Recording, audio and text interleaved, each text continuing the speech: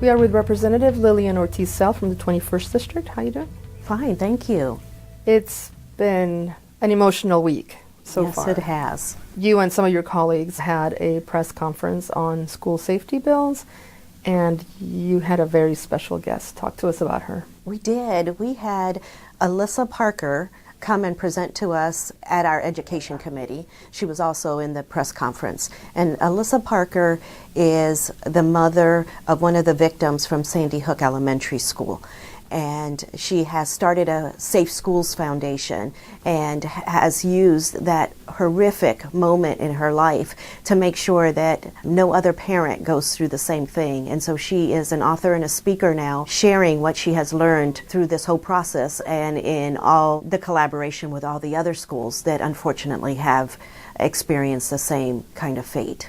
Another person that came to talk to the committee and at the press conference was Professor Eric Madfis from the University of Washington, Tacoma. Yes, and he's been really doing extensive research around mass shootings and helped us throughout this process. We wanted to make sure that we tapped into our best experts out there.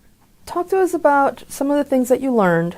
I'll tell you that while listening to Alissa's story, it was so glaring, the gaps that we have in our services and then the way we deliver this. The consistent message was that this has to be something that becomes second nature to everybody in our schools. We can't do a plan and then put it on a shelf and forget about it.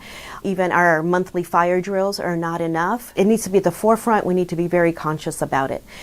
The other point that was very glaring in the research from Dr. Madfis was school climate and the important part that it plays, having support staff in our schools, making sure that our kids feel safe and that feel that it's a safe environment for them to tell when things are going on. That school climate piece kept resonating over and over again, and the research shows that that surpasses everything else. At times like this, we hear of every kind of intervention you can imagine, armed teachers, the whole gamut. But the research kept showing over and over again that zero tolerance policies, arming teachers, suspensions and expulsions were not the answer. The answer was, how do we build a school climate that involves parents and communities and that children feel safe in and valued and have trusted adults that they can go and talk to? You have two bills that specifically address these issues. Absolutely.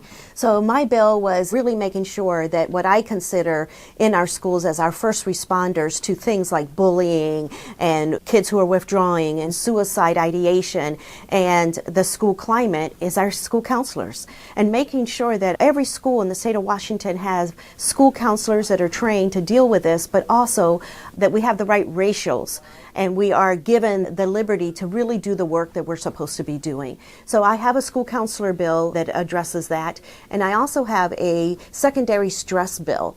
It was so hard to hear Alissa's story because even as someone that was sent to Marysville School District to help aftermath, it made such an impression on me, and it's something you can't forget. The look on the teachers' faces and the look on the kids' faces when they cling to you for safety, right? And yet here's Alissa, so brave to talk about losing her daughter. What she has learned through that and what she shared to us can't be forgotten, and it is something that we need to implement, and it's our duty to implement and make sure that, like Alissa said, that no parent should ever have to go through what they went through.